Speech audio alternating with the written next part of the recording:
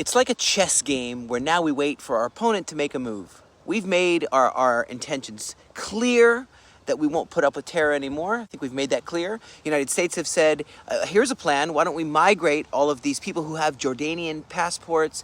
They have Egypt passports anyway. They're citizens of those countries, most of them. And are they needing to settle? Because they're refugees, they need to settle somewhere, right? So let's settle them, at least even temporarily, in Sinai or Indonesia or something else. So they're discussing that right now in Cairo, Egypt, Arab Summit. And they're discussing Trump's plan. President of the United States of America, they might reject it because I know they want to keep them there as a thorn, it's the Palestinian cause. The whole world knows that to reject Israel's presence here, you have to be able to constantly have a threat in the north, threats everywhere. And they are definitely proven that they've been a threat to us and continue to be. And so the question is, will Egypt or Jordan support the Egyptian plan to reconstruct the Strip without the migration, the entire place? And they have their spokesperson of Hamas, Sami Abu Ziri. He said, forget whatever they're proposing. He says, we're not going to trade our weapons. We're not going to lay down our weapons. We're not going to do that for the entry of aid for any reason. So I guess that soon, even the Arab world is going to understand that they just don't want to be agreeable to anything except terror. Give us money for bombs, weapons, and tunnels, and we'll kidnap babies. That's what they want, you know. And Egypt wants to put in $53 billion total over 5 years to reconstruct, to remove debris for the 6 months at the beginning. Phase 1, which is 2 years, build up 200,000 houses for another $20 billion.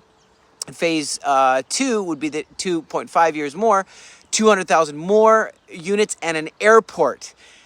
That's interesting. World needs to actually trust them again, and it's going to take time before they're just going to fly to any airport in the world they want. With what? With RPGs, you know, and kidnap the innocent and torture people. And so that's kind of a hilarious to think that they can just build an airport now. But what it is IDF bulldozers. We're saying, hey, meanwhile, we're going to keep removing infrastructure of terror in Tulkarm refugee camp. It's been weeks of this now. Judea and Samaria, Jenin. And so what we're doing, things are progressing, though. President Trump is announcing he's cutting off federal funding to any American college, school, or university that authorizes illegal protests. Yeah, illegal. The federal government says this is illegal. It goes against the law. You're flying a foreign flag, a flag of that's not even a flag of any country, of the many countries that exist. And so the instigators will be imprisoned or sent back to their countries of origin, and that American taxpayers won't put up with it. They'll be expelled from universities. You can't just burn the place down and that's okay. You know, and I know people are talking about our firm stance right now in this conflict, and that we're ready to finish this with 400,000 troops of reservists to join in and just remove the terror. And people are saying, no, you can't do that. What about the aid? Look at this video from Ramadan. You can't even believe the amount of food that is there. And we're not talking about a long campaign. We're talking about a very concise, targeted campaign which would remove Hamas entirely once and for all.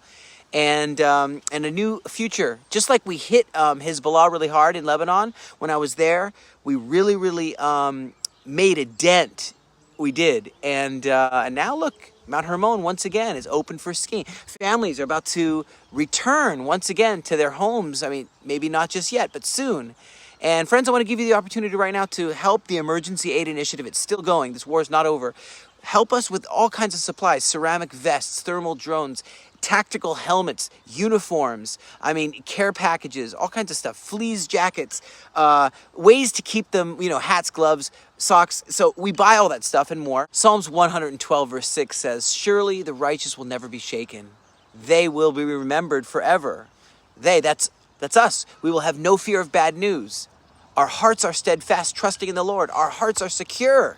We will have no fear. In the end, we will look in triumph on our enemies.